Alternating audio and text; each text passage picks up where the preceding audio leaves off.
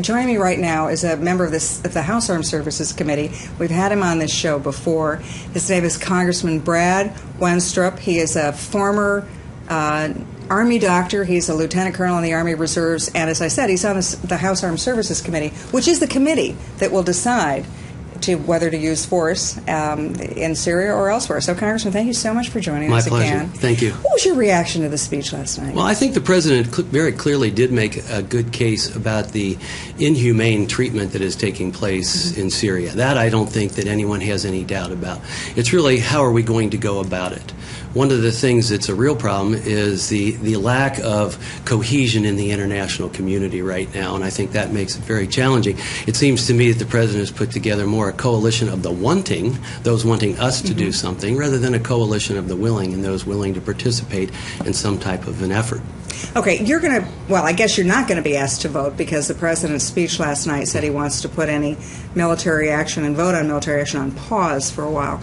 But what are you hearing from your constituents? Is there support for this? Oh, from my constituents, it's very clearly that there's not support. There are very few. The phone calls that we get, the emails that we get, and the poll that we did online clearly showed that they're not in support. And there may be a variety of reasons why they don't support it, but it's pretty much at a high level of non-support. Okay, you have issued a statement saying you are not in support of this. Now, is it because of your constituents or your own military experience, or both? Well, it's my own military experience. I mean, if you look at what General Dempsey talked about, he talked about some of the unintended consequences that may take place. And he said this is no less than an act of war. And at the same time, you have Secretary Kerry saying, let me be perfectly clear, this is not war. So we're not going at it with a very good approach. And I don't want to put our military in that position where at home people don't even know, Congress doesn't even know, are we at war or are we not? And one of the questions that I asked yesterday in our hearing was, if the type of plan that you have in place for Syria was inflicted upon the United States by another nation, would you consider it an act of war? What was the answer? Well, General Dempsey did feel that it would be an act of war. Secretary Hagel kind of maneuvered around it, and unfortunately, Secretary Kerry had already left. But I would like to get his answer on that. Well, what do you think? I mean, when the President comes to Congress, when he talks to Congress, what was your impression last week? You know, if you'd listened, I mean, gosh, it's only what, 9 days ago that the Secretary of State made a really impassioned case saying the horrors of war, the horrors of chemical weapons. It sounded to me like we were scrambling the jets and getting ready to attack. And then the President said 24 hours later, no, let's toss to Congress. What was your reaction when the President said that? I think that overall people just have a lack of confidence of what may take place and are not certain that we really have the plans in place to follow up whatever may come with it. And again, General Dempsey talked about that. And American people don't have confidence in that. Are we really going to contain these weapons? They're not sure if we're going to deter or actually engage in a war. And this is what makes it difficult at this time. The President had to make his case. He did a little bit last night, but I don't think it sold even last night. More and more people in Congress are still coming out saying they'd be against it at this point. And I think until we see a well-defined plan where we know what America's national security interests are in this case and how we're going to come out as winners, that's the thing. We want to make sure that we come out as winners. And as a military person, we always want that.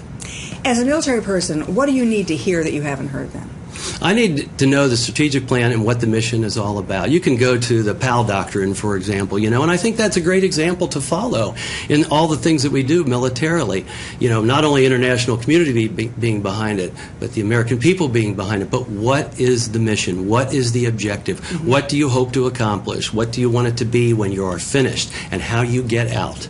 And are we going to create something worse instead of better? That's what people have a curiosity about, and it's not being answered. Can I do just a full disclosure? Sure. Colin Powell is a colleague of mine, and I wrote the Weinberger Doctrine, which is the sort of which got named the Powell Doctrine, right? Congratulations, it still sticks today. Well, but people have ignored it for the last 10 years. I think it's gotten a whole new burst of popularity after the lack of success that we've seen in Afghanistan and Iraq. Let me go forward now. What do you think happens? The President's sending Secretary Kerry to Geneva to meet with his Russian counterpart. What do you make of the Russian proposal, and what are you going to do when you hear about that one? Well, we're going to see what they have to say, right? And apparently they've made a proposal, but I haven't had a chance to review it yet. But at the same time, it seems that they're leading instead of us leading. They're leading, saying, here's what we propose, and we're telling you that we don't want any military force or we won't talk to you. I would like to see our president out leading on this issue and saying this is what America wants and this is where we are. I'd be negligent if I didn't point out the fact that today is September 11th. Correct. And, you obviously in combat have lost people. You as a medical doctor in the worst of the fighting have seen the worst of the casualties. What do you think of when you think of this Benghazi anniversary? It seems the president didn't even mention Benghazi last night. There still are no answers to what happened and why there was no rescue mission. That's terribly painful to me, because when I was in Iraq and we lost a soldier or a Marine, it was very difficult, needless to say. But in my heart of hearts, that I felt that we were doing something good. We were liberating 26 million people in Iraq, and we were doing something positive, that it wasn't in vain.